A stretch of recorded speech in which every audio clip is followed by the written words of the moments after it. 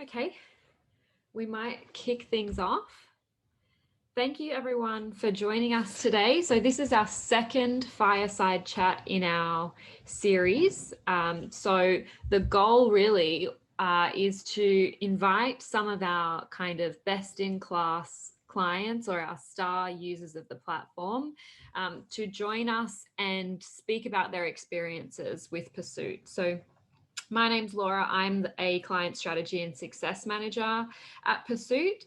And during 2020, Stryker came on board as a pilot client in the summer and had a really successful pilot with us. And then I had the pleasure of helping Stryker on board PERSUIT in their processes and in their legal department.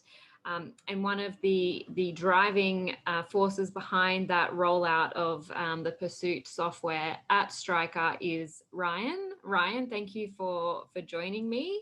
Ryan is a senior legal ops manager at Stryker. It's a pleasure to have you join us today, Ryan. Thank you for having me. You're welcome. So just before we joined, Ryan let me know that it is snowing a little bit in Chicago right now. So I'm very happy not to be there and be in sunny New York. Very Yeah, cold. David asked where the fire was, so we're probably going to be turning that on here today in my Yeah, we house. definitely need one.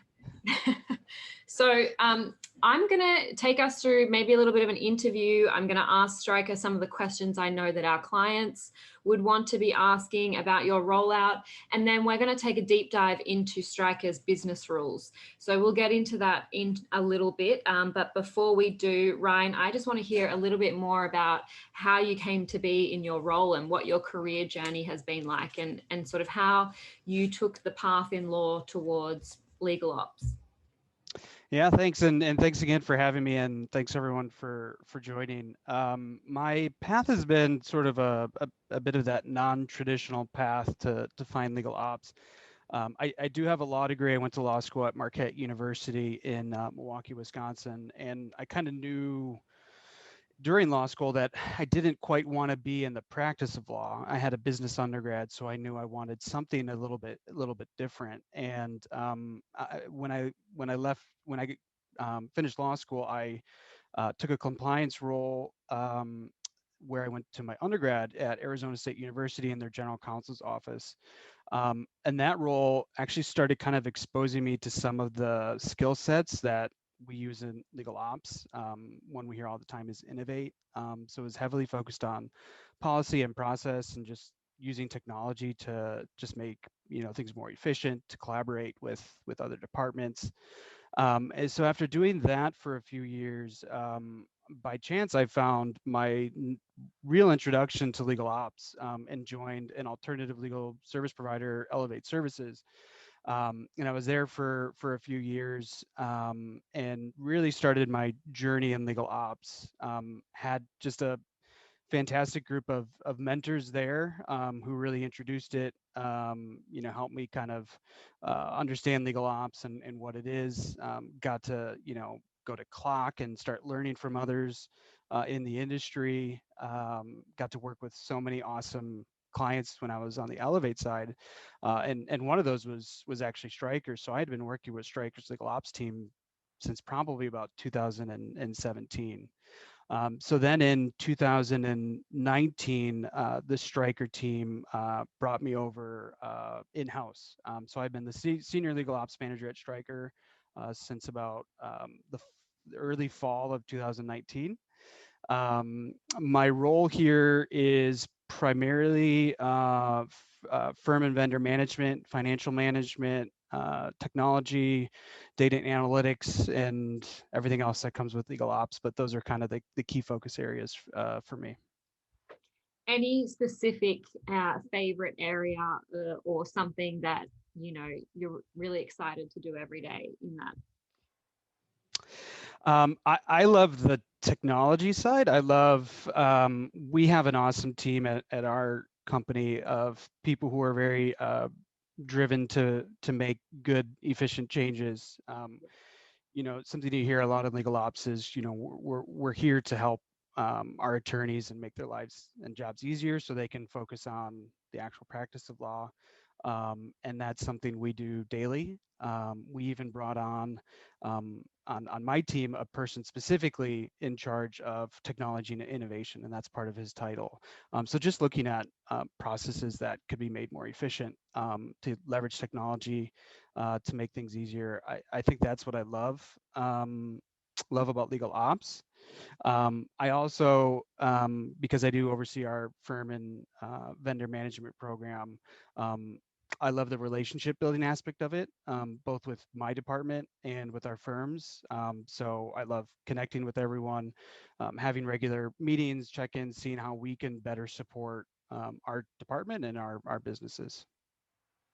So what has been the state of technology? So throughout your career, how has your role really changed based on technology, and what are some of your goals around applying technology in the legal ops space? Yeah, I'd say some of our goals, when I came on board, some of our immediate goals were definitely to drive cost savings. Mhm. I'm work very closely with our procurement teams to share best practices on how across the business we're, developing strategies for cost savings. We also wanted to focus on spend visibility and control of our spend.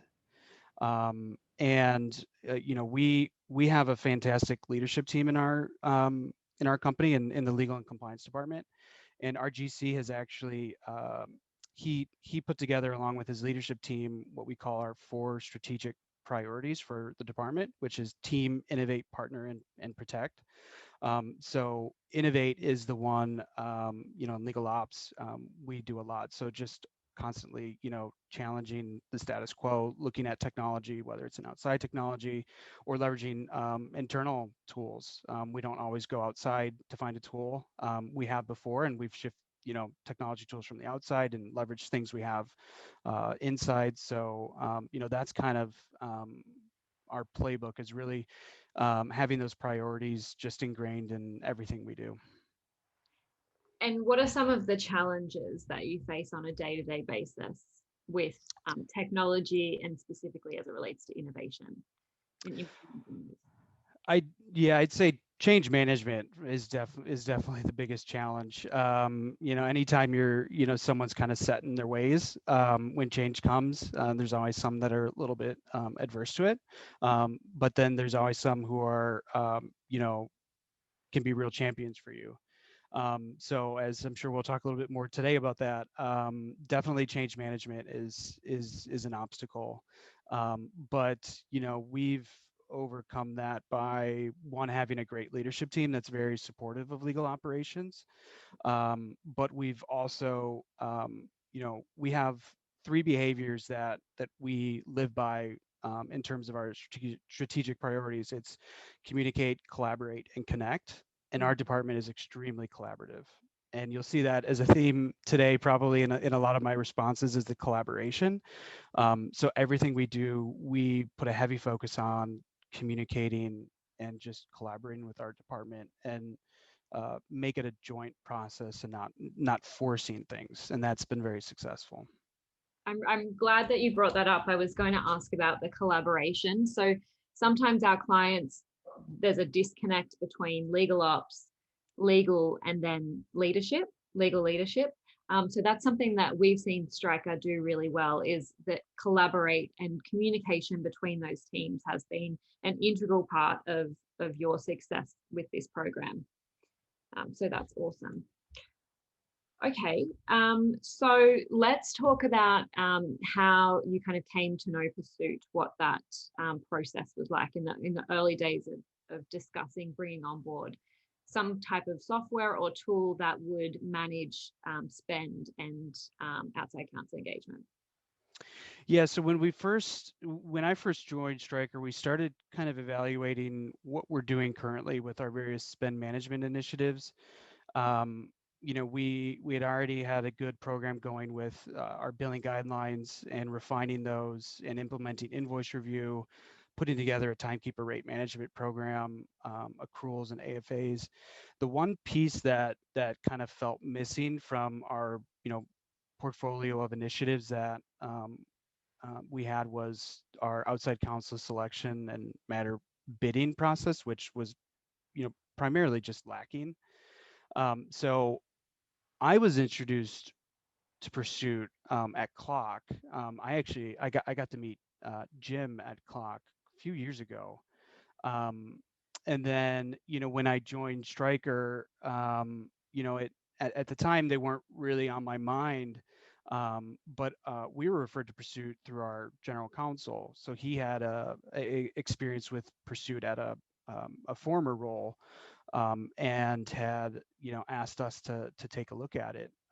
So that was kind of the starting point, of, how we had the discussions with Pursuit, and started, discussing the pilot. So you're lucky because you already essentially had the buy-in. Yeah, Buy-in. exactly. Immediate buy-in. So that, yeah, that's Yeah.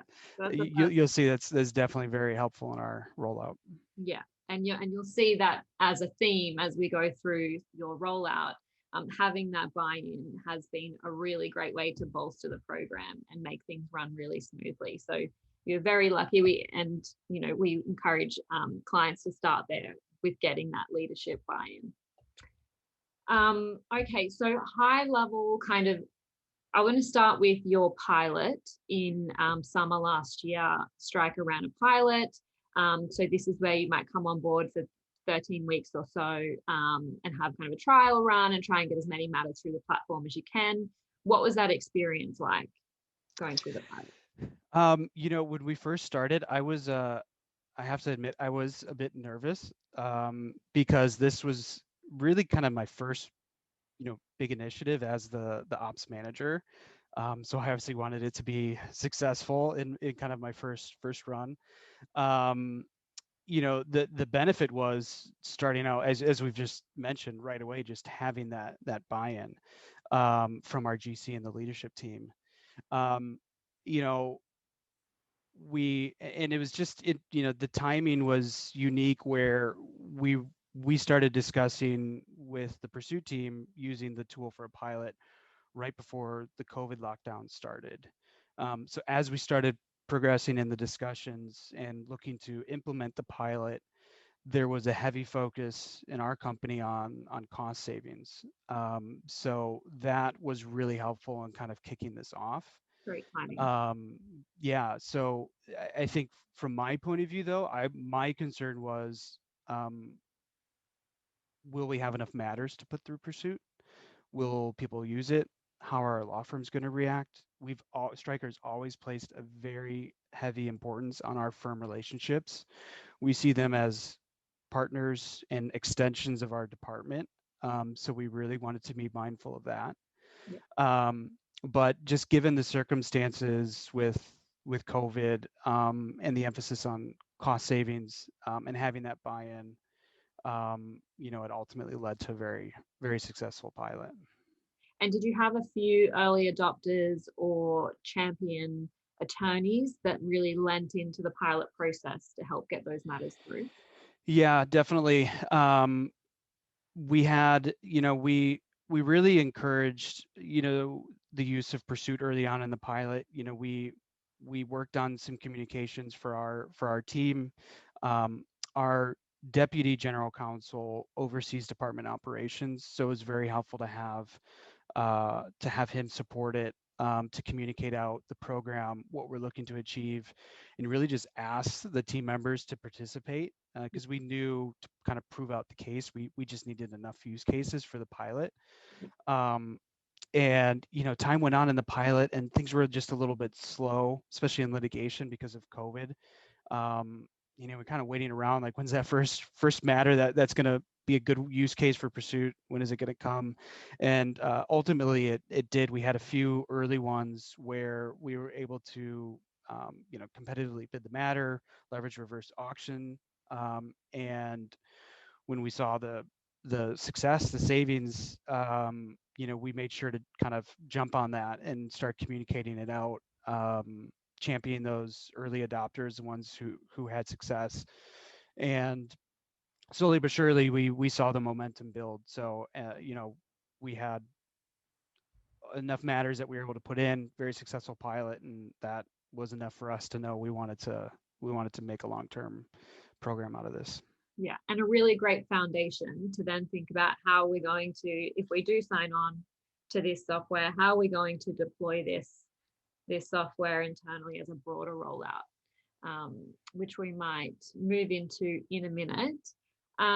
So what, between the pilot and having discussions about bringing it on board, was it was the leadership buy-in that you had already, some successful use cases through the pilot, and were you getting good feedback from the attorneys that had run those matters in the pilot as well?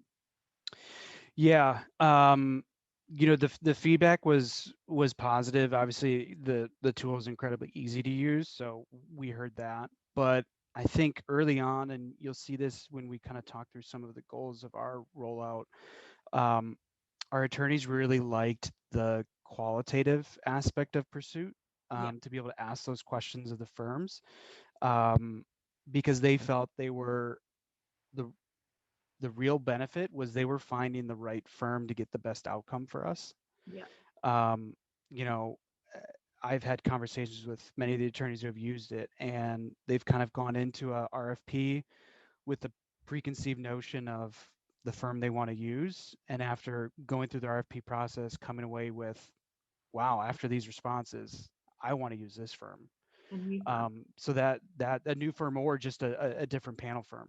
Yeah. So that has been the probably, I'd say, the top feedback, actually, over savings and some of the diversity objectives we have. So that was really, kind of what helped really just get the word around, was that feedback.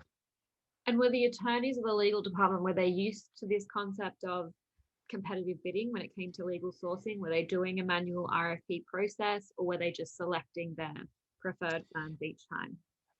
Yeah, I'd say generally they're selecting their preferred firm each time. Legal has kind of always been sort of separate from our procurement process. We've kind of operated on our own. Yeah. Um, there had been a couple portfolio RFPs done, prior to PERSUIT. Yep.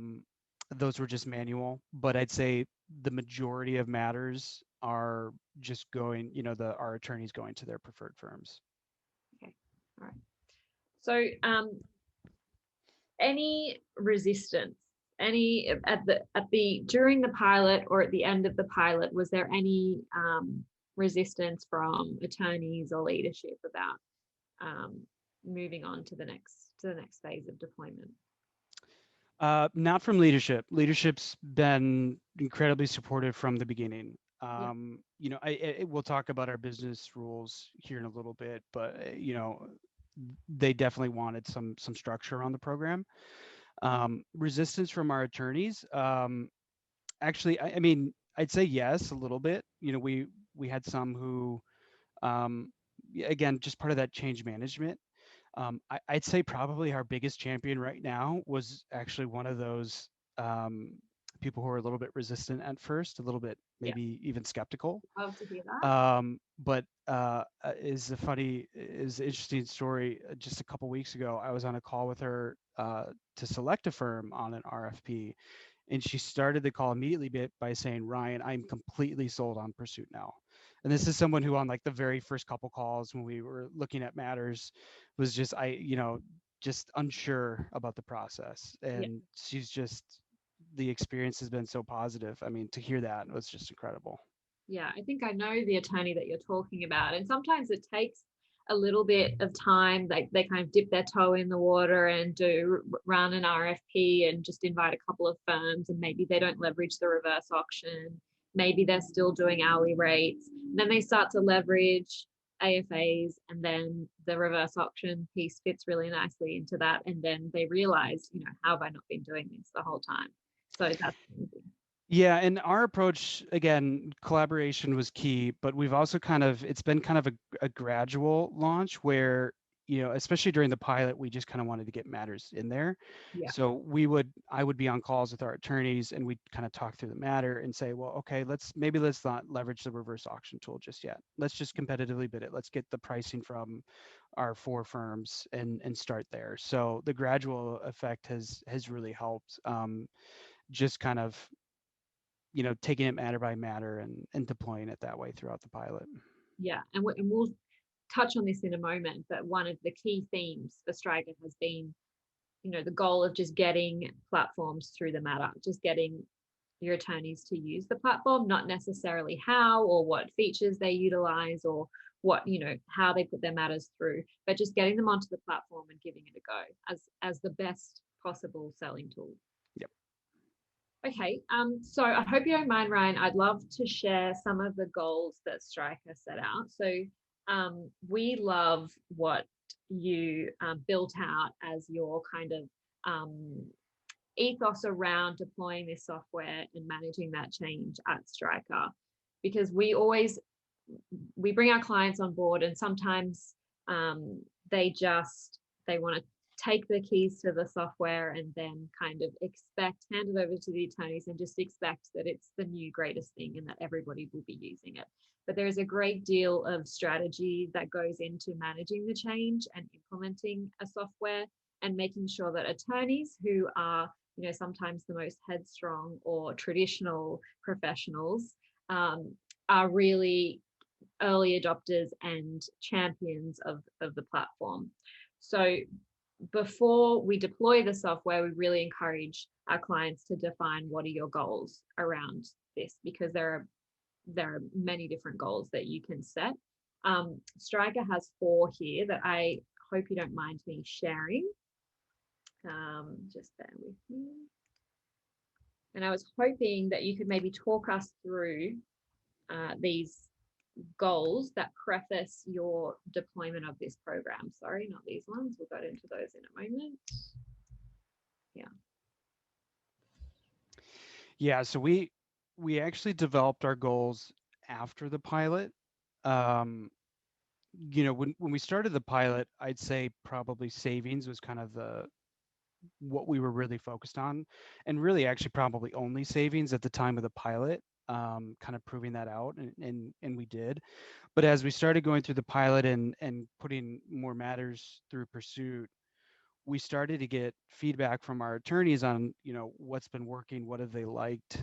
um, I met with various practice groups on PERSUIT to give them a preview, and kind of talk through potential use cases and things. So when we collected all of that feedback, we started seeing some themes, and not necessarily not in any order. These are the goals that we worked collectively in our department to put together.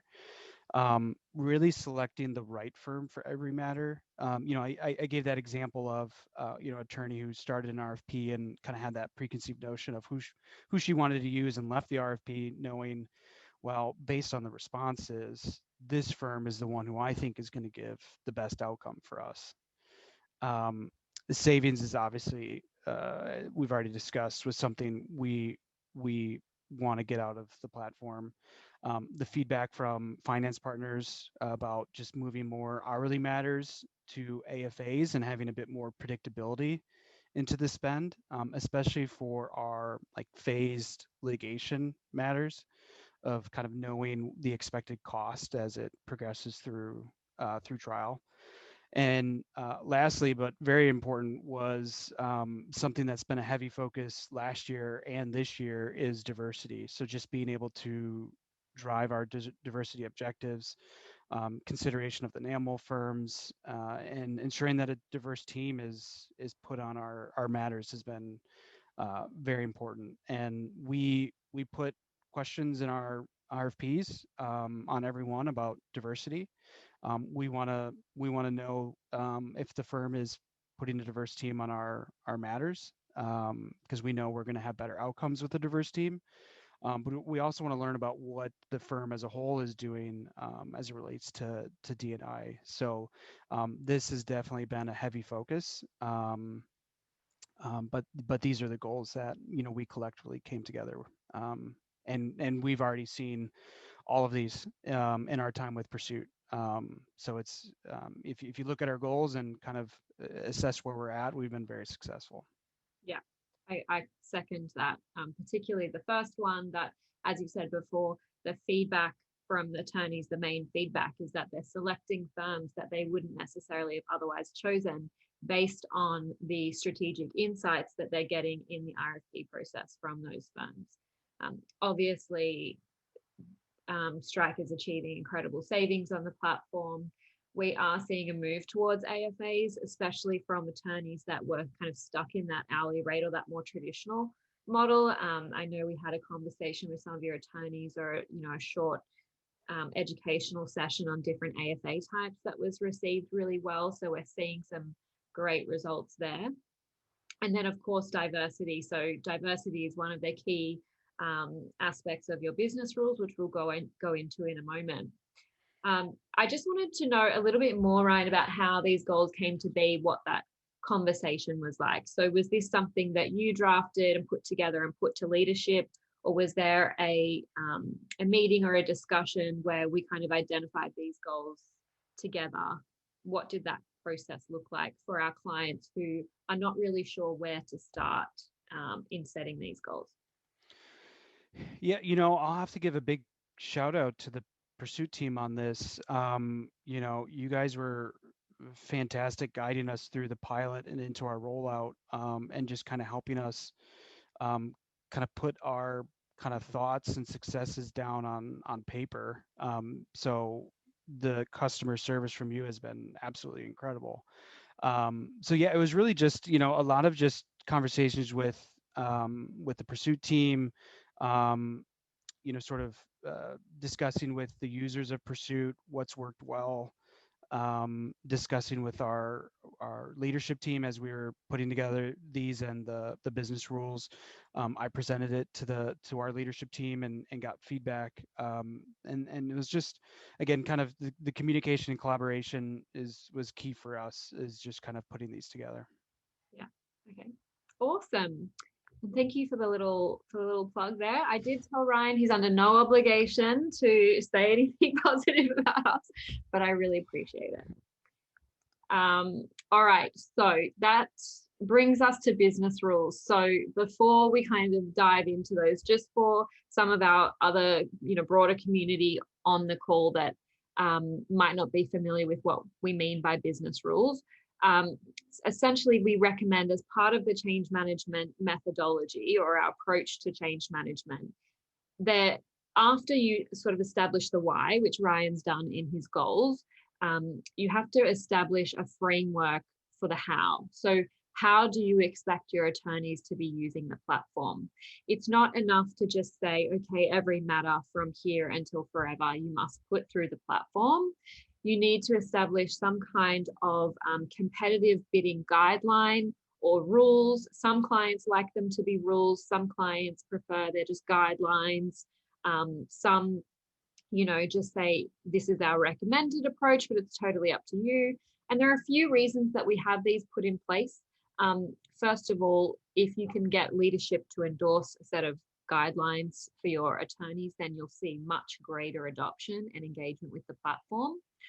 Also, for a lot of attorneys, and some of our clients, this might resonate with you, the attorneys will come to legal ops and they'll say, well, for my matter, this isn't going to work because my matter is too unique, or I deal with particular nuance in legal, and I need to use this one firm all of the time, or my matters are too little in value or too big. Maybe I have 30 small value matters every year, so I don't need to be dealing with an RFP for each matter. So by building out this framework, it's kind of like an instructional guide for every attorney. So they can look at this and go, okay, well, this does work with my matters and this is what is recommended. And then if they follow this approach, 9 times out of 10, they get the great results. So Ryan built out these guidelines in consultation with us, but these are really, really well thought out guidelines that really fit with the goals that we saw on the last slide. And something I wanted to call out here is just the text on the right. I think is really important here. Ryan's done a really great job with the messaging around these business rules or bidding guidelines. Ryan, can you explain a little bit more about your approach to the messaging around these guidelines? Yeah, so when we were starting to put together this framework, we kind of put almost together like a draft framework of kind of this is what we're thinking. And then we just started meeting with first various practice groups. So we met with IP, litigation, employment, M&A, and others, just to get their feedback. To your point about, some users sometimes say, well, my matter doesn't fit this because of this reason. And I've had that happen. And actually, after talking through these guidelines and our approach, they've said, okay, let's give it a shot. And as you said, generally 9 times out of 10 is successful, and for us it has been. So we use that as our starting point. And then, as I said before, we took these to our leadership team and presented it. And I think for them, seeing the very collaborative approach we took with their teams to put these together really helped with their buy-in and support. And when we ultimately went to communicate these out, they were very helpful, all of the members of the leadership team, to kind of cascade this down amongst their teams. And even after some of those communications, I'd have a lot of attorneys reaching out, hey, I just saw the guidelines, can we hop on a call and talk through kind of what I'm working on right now and then how I can leverage PERSUIT. So the focus, we wanted to place a focus on collaboration and not sort of a hard requirement. We felt that was going to be our best way of really launching this. So as you can see, we chose internally to call these competitive bidding guidelines and not rules, or we just sometimes refer to them as the PERSUIT guidelines. And I think that first kind of sentence there on the right is really the best summary of kind of our theme, is that the point of this is to encourage the use of PERSUIT for most of our engagements. Um, some of the feedback we did get from our leadership team was, there are going to be exceptions or circumstances where either maybe it shouldn't go through PERSUIT or it should go through PERSUIT, but we just kind of need to modify how we want to approach the RFP.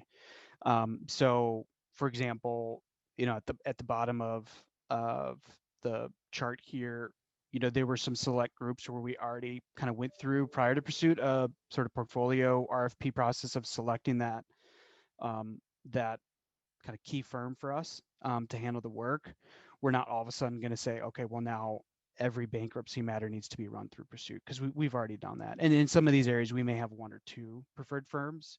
We're not going to ask every single matter to go through that. But as you see here, we are recommending that periodically we should be refreshing this and evaluating and looking ahead at potentially conducting another one. So yeah, I've said it a lot. I think the key here was just the collaboration within operations, our practice groups, our leadership team, to kind of collectively come together to find the right approach for us. So when you developed these guidelines, you took them to leadership, they were approved.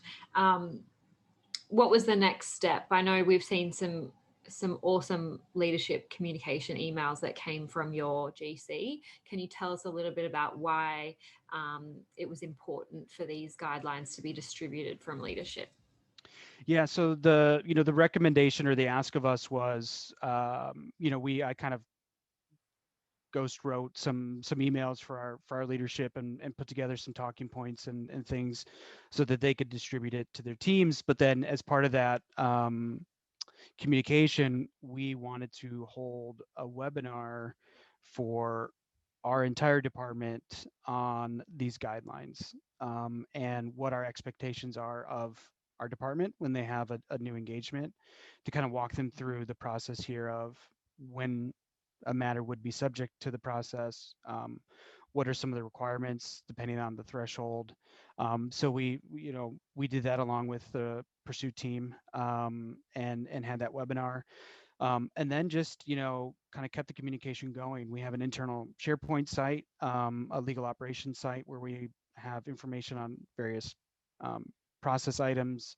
And we have a page specifically for PERSUIT on there. So we threw up our guidelines up there, tons of information on, our goals and how to use PERSUIT.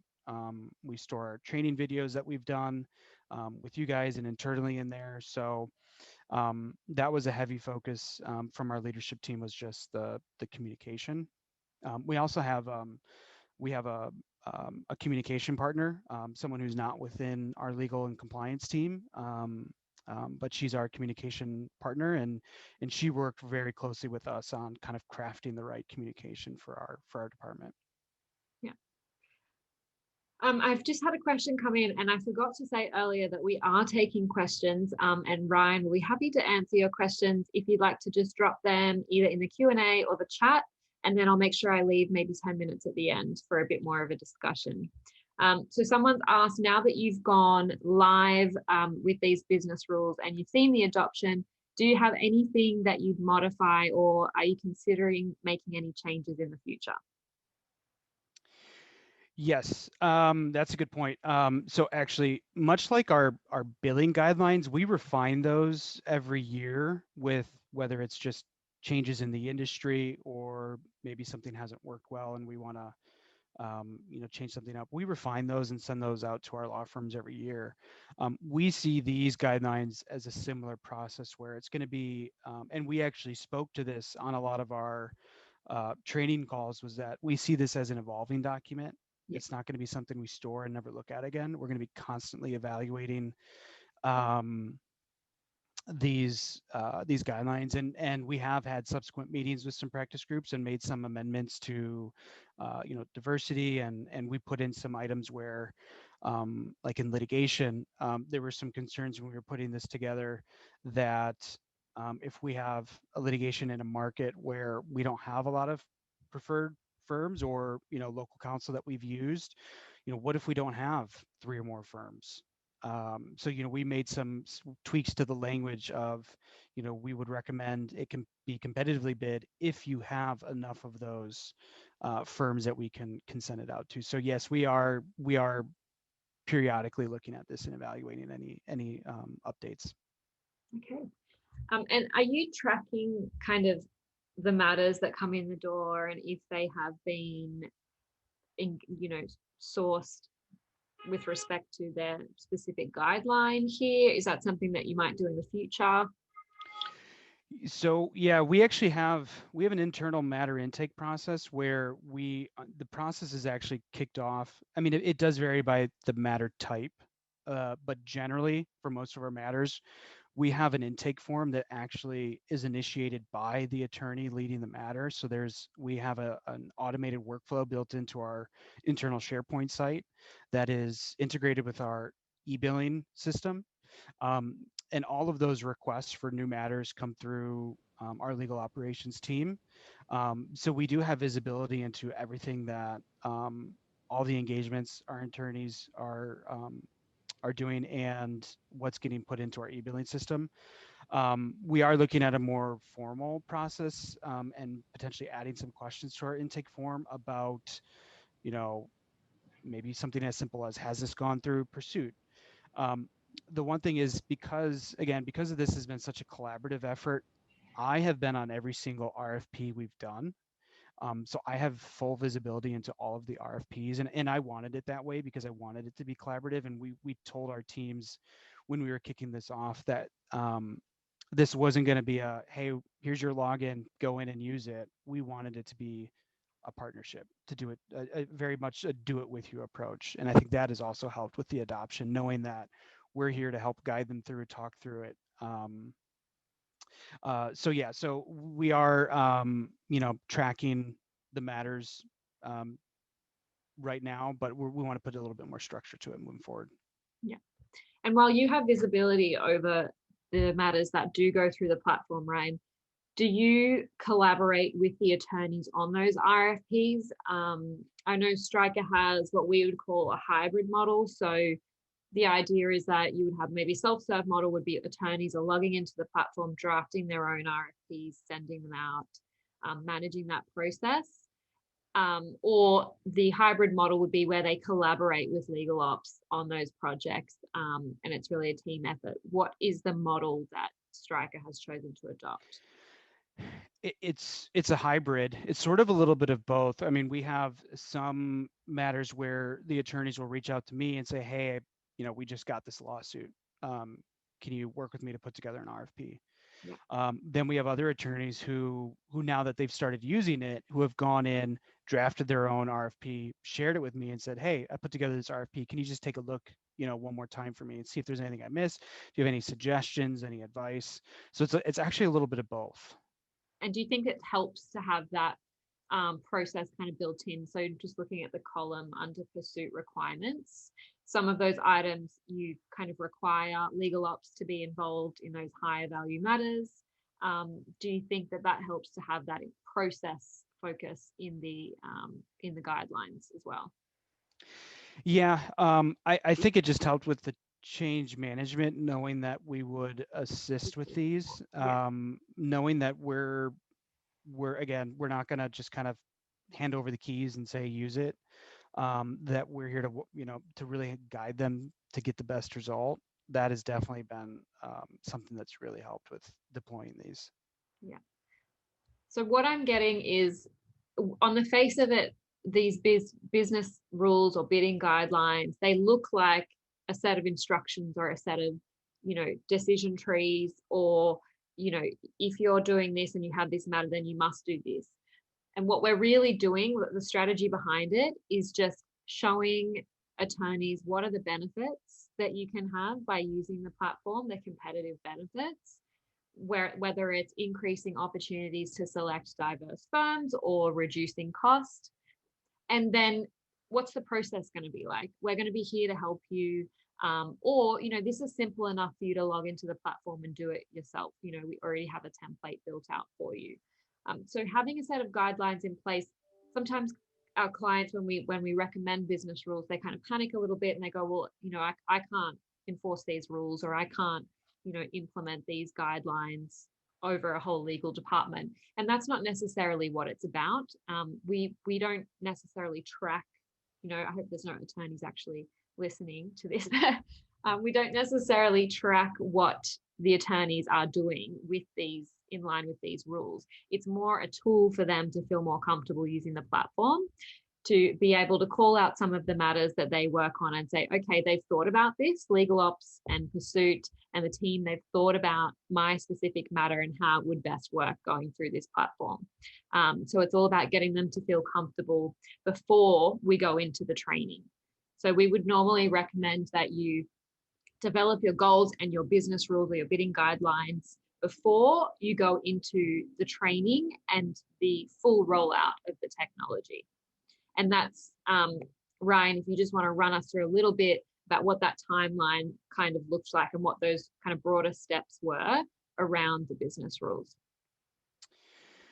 Yeah, so we did our pilot in the summer of 2020. And then we sort of we were kind of evaluating how everything went. Obviously it was successful, and we started preparing as the year went on for our deployment. So we spent sort of the last part of 2020 kind of just preparing for our rollout. And the timing just kind of worked out for us to kind of be able to say, okay, start of the new year, 2021, here's our new guidelines. So I think we did our sort of training webinar in the first couple weeks of January. But we spent, as we're going through the pilot and post-pilot, we spent a lot of time, again, going through those meetings, getting feedback, and putting together the guidelines, the goals, the communications, the training plan, and really focus on that sort of the last few months of 2020 before our sort of official rollout. So that's kind of how our timeline worked. Awesome. All right. So now that we are, so what are we in now? We're in April, so it's been probably 6 months since full deployment, or 6 to kind of 8 months of full deployment. High level, what's been your experience Um, or it's takeaways? yeah. So it's been an incredibly positive experience. We've seen really great results. Again, I have to kind of go back to our goals. Um, just the ability for us to find the right firm for our matters, uh, to to achieve cost savings, to drive diversity. That's been incredibly successful.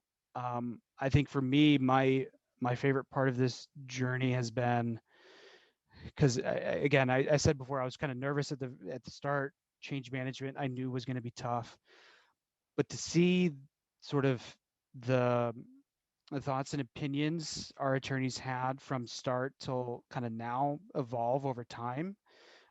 Again, the example I gave of the attorney who called me about a week ago and said I'm completely sold on PERSUIT now. Just seeing those success stories has been incredible. Um, I mean, but it's we're continually evolving it and refining it. And again, as we've talked, it was very collaborative, and I'm working very closely with our attorneys on what are sort of what's the right structure on each RFP. And now we're starting to see more auctions and more AFAs. Some attorneys who wanted to just use PERSUIT for maybe gathering hourly rates are now moving into AFAs. I had another attorney on a recent call who had a matter start the call by saying, "Okay, I'm all yours. Whatever idea you want, because it didn't quite meet all of the like recommendations because it wasn't a very high cost matter." So it didn't quite meet, an AFA is required or an auction is required. But we Yeah, got on the call and she said, I'm open to anything. Let's try, let's try it because good. she was so sold on how everything's been going. So just seeing that evolution has been awesome. Those are our favorite kinds. And you champion those early adopters. How do you go about kind of reinforcing that and I guess thanking them for leaning into the program? Yeah. We various ways of kind of just praising them. I'll send a note to their manager and just say, hey, so and so has been an awesome partner of PERSUIT. Like, you Yeah, know, thanks for her or his support on this. I send weekly PERSUIT updates to our deputy general counsel yeah, to discuss in the department leadership team calls each week. yeah, So each week he gets bullet points on what are some of the wins this week in PERSUIT. Um, and I also put together a monthly roll up for him and the leadership team of sort of year to date activity in PERSUIT. What are our savings, and kind of who are our kind of um, top savings matter owners. And what was really cool recently was our GC actually puts out a quarterly highlight document to the leaders across all of our businesses. And this first quarter, PERSUIT made his highlights. It's kind of a 4 quadrant based on his priorities of highlights, and the success we've had in PERSUIT and the savings and the way we've been able to drive diversity made those highlights. So that was shared with the leaders across the business and then shared with our department. So things like that has just been incredibly helpful. And of course, I mean, if you see your name on a leaderboard or your name not on a leaderboard, I shouldn't call it a leaderboard, but you know, it's kind of the mentality here, you want to strive to excellence. So when those go out, anytime those kind of summaries go out, I always get some emails of, hey, I want to use PERSUIT. Hey, this matter doesn't necessarily meet the threshold, but can I still use PERSUIT? So that's been really cool to see. yeah. I love hearing that because that really reinforces the importance of some of those communications. We always talk to clients about how important it is to have that positive reinforcement loop, not just after you've deployed the platform, but continually providing that department wide good feedback, calling out early adopters, really rewarding people. It makes a big difference when it comes to adoption. Um, So I'm going to open it up for questions now. I've got one question in here. How did you decide the matter value thresholds in your business rules? So I might just jump back and share those business rules again. So the first three thresholds are based on matter value. So where do we think? Yeah, I mean, we looked at just reporting out of our e-billing system to kind of look at average matter spending by different matter types. Also consulted with PERSUIT. So we kind of the lower cost engagements. While we actually have been able to leverage competitive requirement, we didn't want to make that a recommendation or a requirement. But we've actually had several matters that are 15, 20, $30,000 actually have a competitive piece, and there's been price drops and doing auctions for that even on such a small matter. And I think it just goes to the point that we've talked about throughout our journey with PERSUIT, is really just obtaining kind of the true market price. Um, so yeah, so it's kind of a combination of just looking at our sort of historical data and kind of coming up with those figures. That's kind of the approach we took. Okay, awesome. And then someone's asked, what percentage of the time do you utilize the reverse auction capability? So out of how often would you say that you leverage reverse auctions in RFPs for the ones that have been come through? Yeah, I'd say right now it's still a pretty small percentage. We've used it and there has been success with it. And I think going back through some of our themes from this webinar, of as our attorneys have started to see the success and we start communicating out, hey, so and so just achieved this savings of this amount by leveraging the reverse auction, you can start to see it slowly. It's kind of like a snowball effect of adoption of some of these things. So but we, again, part of our just change management, of just making this collaborative and wanting to make sure our attorneys were comfortable at first, get them comfortable with it first, and then build on that. And I've already talked about some of those examples of attorneys calling me and saying, let's do it, let's try it. I want to do an auction on this one now. So it's still kind of a smaller percentage, but it is growing, and we expect to see more and more moving forward. Awesome. Okay, someone has asked, can you provide examples of how you've used the PERSUIT platform to drive increased diversity in your outside counsel teams? Yeah, so as I said, so this year, we actually, in our billing guidelines, we added a complete new section on diversity and Stryker's commitment to diversity, and our expectation that our outside law firms share the same commitment.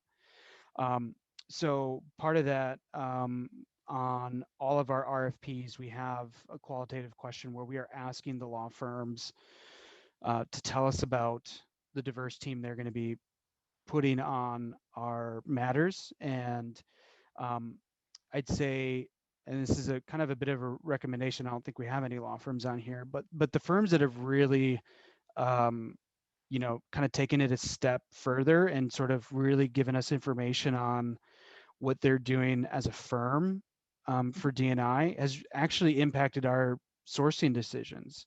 We get RFPs, and if the firm kind of just copy and paste a bio from their website into kind of the team section, Yeah. That doesn't really sit well with us. We want to really hear what you're doing to encourage diverse teams on our matters, but at your firm. So that, just putting that question in our templates so it's always there, has been very helpful.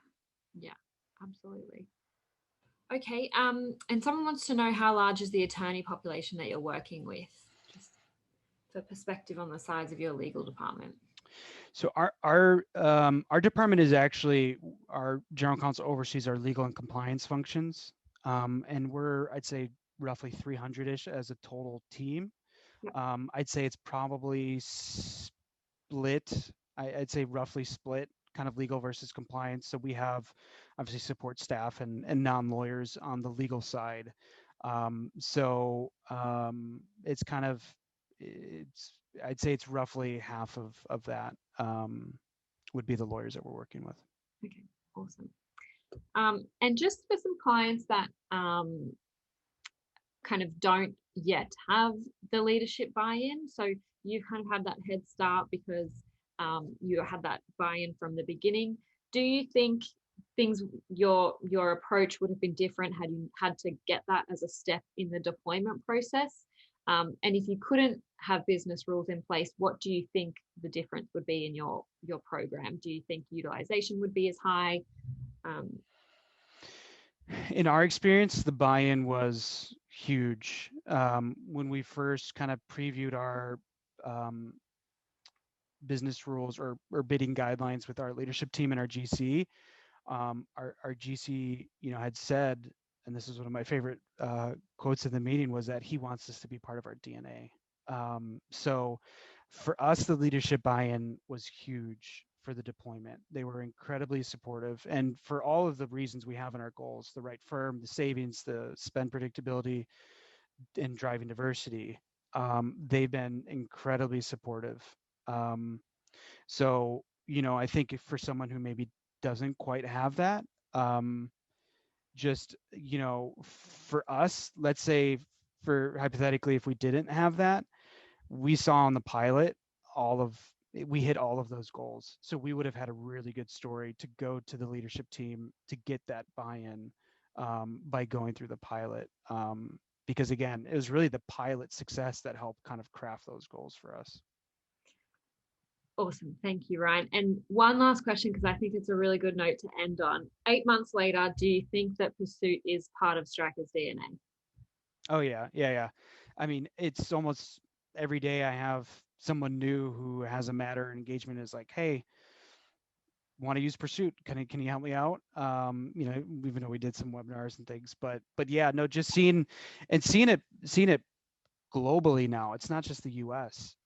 We've had a lot of success outside of the U.S., especially in EEMEA. A lot of users there. So yeah, I'd say we're not 100% there, but we're getting very close. Awesome. And Josh has just asked, do you now love Australian football? That was a big, I big do, Josh. discussion point in all of our meetings. Thanks for asking that question, Josh. All right, Ryan, I just want to say thank you so much for joining us. You are an absolute star and a pleasure to work with. I know some of our clients watching may recognize these business rules because we may or may not have templatized them as part of our recommended onboarding approach. That's how great your program has been, and it's a credit to you, not just the business rules, but building out some of those leadership communications and just having the right values and the right ethos and approach to change management. It's always really good to work with someone who understands some of that strategy and what goes into that. So thank you for sharing that. I know so many of our clients and our community will take a lot of what you've said on board.